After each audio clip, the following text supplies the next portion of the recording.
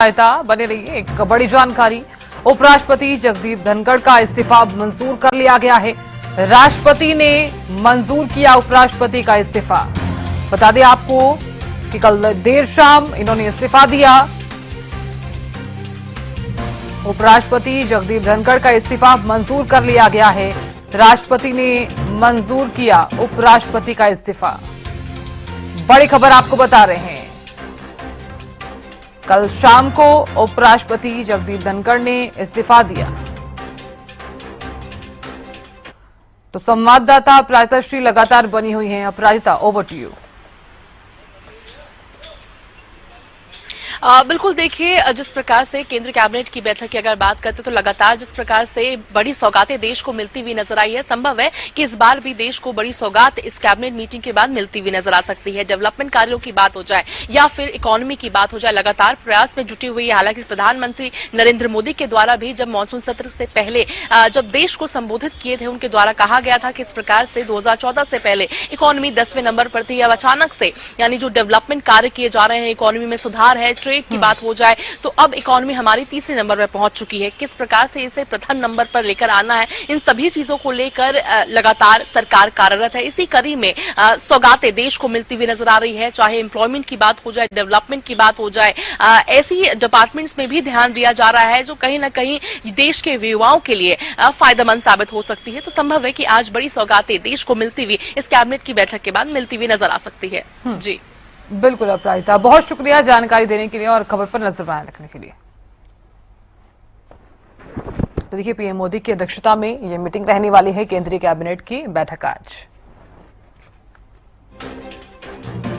और इस बीच ये बड़ी खबर सामने आ रही है, उपराष्ट्रपति जगदीप धनखड़ का जो इस्तीफा है वो मंजूर कर लिया गया है।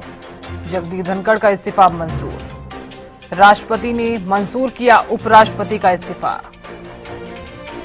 उपराष्ट्रपति जगदीप धनखड़ ने इस्तीफा कल देर शाम को दिया और जो इस्तीफा है वो राष्ट्रपति द्रौपदी मुर्मू ने स्वीकार कर लिया है, मंजूर कर लिया है। बड़ी खबर आपको बता रहे हैं।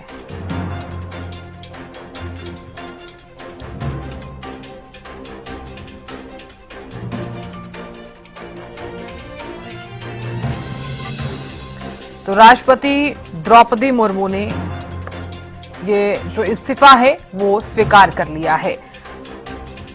बड़ी खबर आपको बता रहे हैं।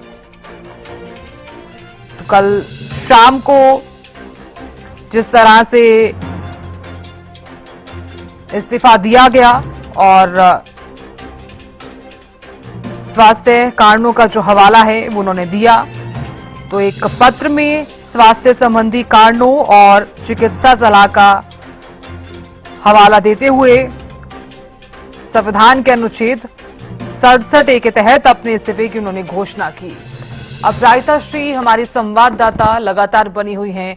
अपराजिता, उपराष्ट्रपति जगदीप धनखड़ ने कल देर शाम जिस तरह से इस्तीफा दिया, उनका ये इस्तीफा राष्ट्रपति द्रौपदी मुर्मू ने स्वीकार कर लिया है।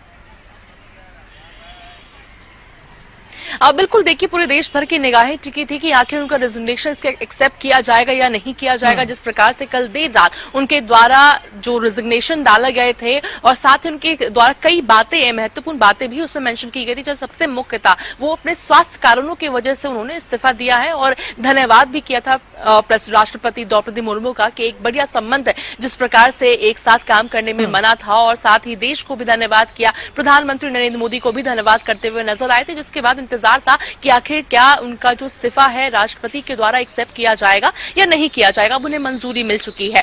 हालांकि देखिए जिस प्रकार से उनके स्वास्थ्य की बात करते हैं तो काफी सियासत भी गरमाती हुई नजर आ रही है, मगर सबसे मुख्य कारण उनका स्वास्थ्य माना जा रहा है। अभी से थोड़े समय पहले वो एम्स में भर्ती भी हुए थे। और अगर मानसून सत्र की भी हम बात करते तो ये भी सवाल उठ रहा है कि आखिर मानसून सत्र के बीचों बीच उन्हें क्यों रिजाइन करने की जरूरत पड़ी। तो जिस प्रकार से कई नेताओं के द्वारा भी कहा जा रहा है, सूत्रों के द्वारा से ये जानकारी भी सामने आ रही है कि उनके स्वास्थ्य सच में काफी ज्यादा डिटोरेट कर रहा था, ठीक नहीं थे उनके स्वास्थ्य। जब वो चेयर पे बैठे होते थे तो काफी हंगामा भी होता था, उस वक्त वो शांत करवाते थे और उसके बाद छोटे छोटे ब्रेक्स भी लेना उनके लिए जरूरी हो जाता था क्योंकि स्वास्थ्य उनकी सही नहीं थी। हालांकि अगर राजनीति की हम बात करें तो काफी गर्माती हुई नजर आ रही है, विपक्ष के द्वारा सवाल उठाए जा रहे हैं। जी बिल्कुल अपराजिता, बहुत शुक्रिया जानकारी देने के लिए और नजर बनाए रखने के लिए।